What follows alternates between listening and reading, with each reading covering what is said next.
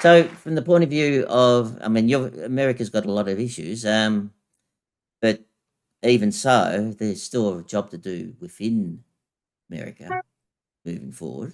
There is a lot of, from what I can see, there's a lot of conferences, there's lots of discussion. Certainly, as you say, I like Canada because they're now talking about the living assets, Hmm. right? And they're doing a lot of work in that area, which we can then take a lot of the learnings from.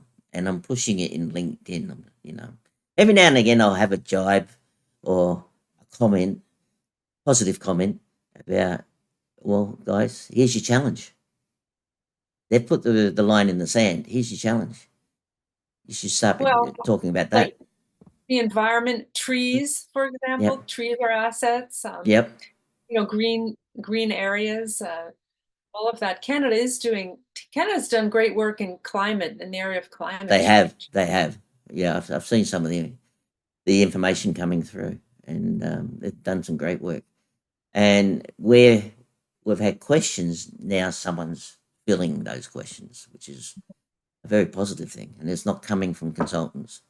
Dare I say it, I'm a consultant myself. I have been all my life, but you know, people have to realize they have to stand up at some point and take account and learn for themselves.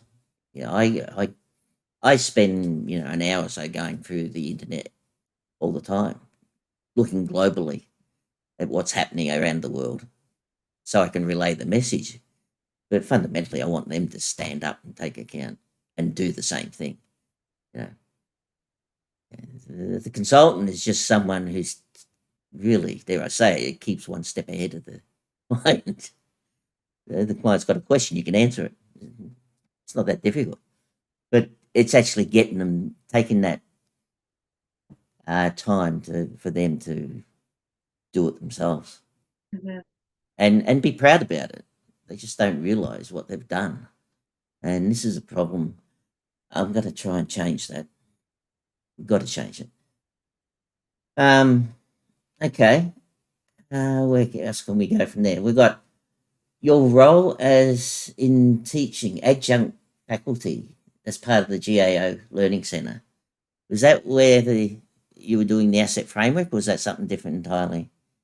No, I got a certification as a teacher, and I used to teach the analysts, the GAO analysts. I taught writing. GAO reports have to be written in a certain way that they all have to look the same. And Yeah. so I taught the writing classes, but that was great. I enjoyed working with the new analysts, and it's, one of the things I found when I was managing the teams is that the writing could often be a challenge. So Yeah. I really enjoyed teaching the analysts, and then of course it made it easier, made my job easier, of course, when I had my teams writing reports. But Mm. another thing that I taught was the DE&I, diversity, equity, and inclusion, and that I enjoyed a lot. Also, I also got a DE&I certification, because I think you know you we've gotten much better at inclusion Yep. over the last several years. DE&I has become much more common, but I think you know similar to what we said about collaboration for asset management, I think acknowledging diversity and really being inclusive just makes the workplace so much better. And you Yep. know, understanding how to include people and how to be equitable, and so I enjoyed that teaching as well. We had different courses we taught on how to have an inclusive work environment, and GAO used to be a long in its history. It was a bunch of accountants, men, Mm. white men, who wore buttoned up Yep. shirts and ties, and that was GAO. Yep. So it's changed a lot since its Mm. beginning, but that was the beginning of the organization. It was a bunch of auditors and accountants, and it's changed a lot. But I think it's important, when an organization evolves, to really be, you have to make a special effort to be inclusive in the way you do your work. Yeah. Yeah. You just flashed an image in my head there about these accountants, not much of personalities, but oh, I didn't say that. I didn't say that. We need Yeah. accountants. We need Yeah. Oh, accountants. we definitely need them. But yeah, they didn't have much in way of personality, just sitting there doing the thing, and everything around them just invisible. They're just worried about their dollars. Um, yeah. it must have changed a lot since then. It has, but it's important. It's, as I said, when an organization changes, whatever the organization, and time moves on, we have to be careful and be sure that we're being inclusive and equitable and taking into account what everyone thinks. Yeah, yeah.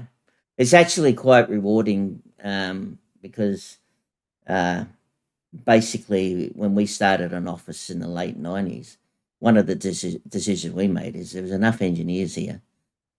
Everyone we employ for asset management from now on will not be an engineer, Mhm. because we want input from the other areas of expertise. We want, if it's an environmental person, we want to hear their say. We want to have them have input. We want to have the accountant have input. We want to have, your economists have input. And that way you're getting that bigger picture and you're getting healthier questions and answers. So that was one of the things we did. It was fundamental. Yeah. An We sat there and said, interdisciplinary, yeah, an yeah, interdisciplinary approach, yes. yeah, yeah, because we just looked at it and said, there's 3 engineers here. Where do we get the input from anyone else? Because you get those difficult questions from your clients who happen to be from the other fields. You need to be able to answer those questions, and and that's where the interdisciplinary uh, function works, Mhm. because you're getting that input and you're getting some good ideas, and Right. people don't take that into account. It's those ideas that really change things. You need that, yes, you Yeah, need the different disciplines, yes. yeah, that was good. Okay, enjoyed this video? Press the like button and subscribe. If you'd like to see more, please click on the Patreon link below and sign up.